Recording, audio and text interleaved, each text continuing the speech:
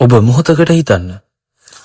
අද අපි දකින මේ ලෝකය, මේ නගර, මේ තාක්ෂණය, මේ හැමදේම හෙට උදේ වෙද්දී අඩි 10 ගණනක් ගැඹුරු සාගර පතුලේ වැල්ලී ගියොත්, කිසිම සාක්ෂියක් ඉතුරු නොවි මානව වර්ගයෙන් 99%ක්ම විනාශ වී ගියොත්, අදින් වසර 10 ගණනකට පස්සේ ඉපදෙන මිනිස්සුන්ට අපි ගැන ඉතුරු වෙන්නේ පුරාවෘතයක් විතරයි.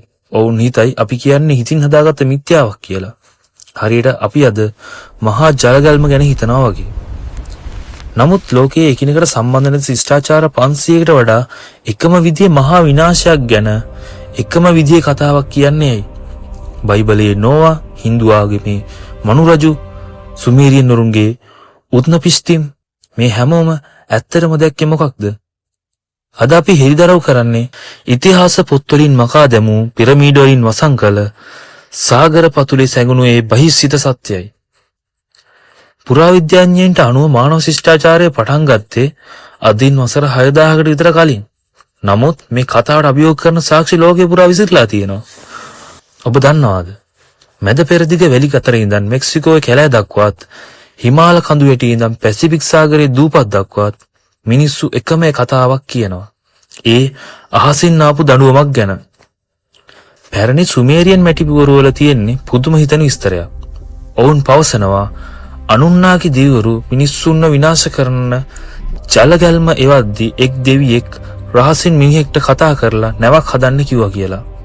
හැබැයි ඒ නැවට නැග්ගේ සත්තු විතරක්ම නෙවෙයි. එහි තිබුණු සියලු ජීවීන්ගේ බීජ. නූතන විද්‍යාඥයන් අහනවා මේ කියන්නේ සැබෑ බීජ ගැන නැත්නම් DNA ගබඩාවක් ගැනද? දැන් අපි බලමු මේකේ තියෙන ප්‍රබලතම විද්‍යාත්මක සාක්ෂිය. මීට වසර 11600කට කලින් පෘථුවියේ පුදුම සහගත දෙයක් වුණා. අයිස් යුගයේ අවසන් වෙමින් තිබුණු ඒ කාලේ එකපාරටම පෘථුවියේ උෂ්ණත්වය සෙල්සියස් අංශක 10කින් විතර ඉහළ ගියා. භූවිද්‍යාඥයන් මේකට කියන්නේ melt water pulse 1b කියලා. උත්තර ධ්‍රවයේ තිබුණු සතපුන් දෙකක් විතර ඝන අයිස් තට්ටු සති කිහිපයක් ඇතුළත දිය වෙලා සාගරයට එකතු වුණා. මුළු පෘථුවියේම සාගර මට්ටම අඩි 400කින් විතර ඉහළ ගියේ ඇසිපිය ගහන මොහොතකින්. ඔබ හිතන්න, එදා වෙරළයිනේ තිබුණු හැම නගරයක්ම, හැම තාක්ෂණයක්ම සාගරය විසින් ගිලගත්තා. අද අපට හමු වන ඇට්ලැන්ටිස් වැනි ගිලී ගිය මහද්වීපවල රහස් සැඟිලා තියෙන්නේ මෙතනයි. අපි හැමෝම හිතන්නේ පිරමීඩ හැදුවේ ඊජිප්තු වල රජවරුන්ගේ සොහොන් විදියට කියලා. හැබැයි ඒක ඇත්ත නම් පිරමීඩ ඇතුලේ බිත්තිවල අඟල් භාගයක් ඝන ලුණු තට්ටු තැම්පත් උනේ කොහොමද? ලුණු තැම්පත් වෙන්නේ සාගර ජලයෙන් යට වුණාම විතරයි. ඊටත් වඩා පුදුම දේ තමයි මහා ස්පීනික්ස් ප්‍රතිමාව. ඒකේ සිරුරේ තියෙන කාදන ලකුණු වැලි වලින් උණු ඒවා නෙමෙයි. ධාරානිපාත වර්ෂාවෙන් උණු ඒවා කියලා භූවිද්‍යාඥ රොබර්ට් ෂොක් ඔප්පු කරලා තියෙනවා. ඊජිප්තුවට ඒ වගේ වැස්සක් වැස්සේ අන්තිම වතාවට මීට අවුරුදු 10000කට කලින්.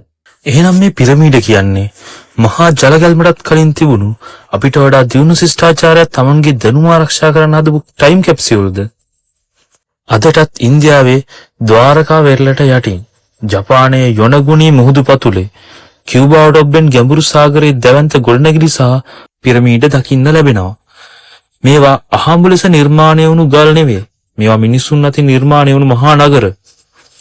විද්‍යාඥයන් පවසනවා මේ නගර ජලයෙන් යට වුණේ මීට අවුරුදු 11000කට විතර කලින් කියලා.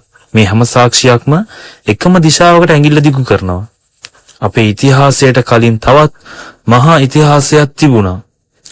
ජලගල්මෙන් බේරුණු සුළු පිරිස, ඒ කියන්නේ නෝවා සහ මනු වැනි චරිත, නැවතත් ලෝකයේ පුරා විසිරලා ගිහින් ශිෂ්ටාචාරය බිඳුවේ ඉඳන් පටන් ගත්තා. මහා ජලගල්ම කියන්නේ හුදෙක්ම ආගමික කතාවක් නෙවෙයි. ඒක මේ පෘථුවියේ ක්‍රියාකාරීත්වය ගැන අපට ලැබුණු ලොකුම අනතුරු ඇඟවීමයි.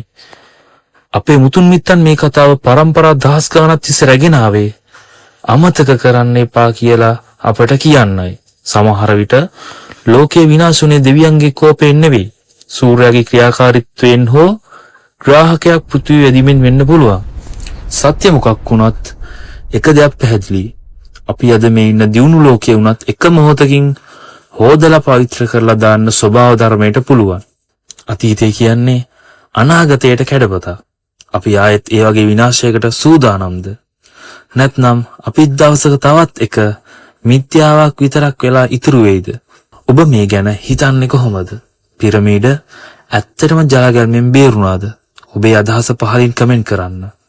මේ වගේ තවත් අභිරහස් දැනගන්න අපේ channel එක subscribe කරන්න. ඊළඟ වීඩියෝෙන් හමු වෙමු. ඔබට සුබ දවසක්.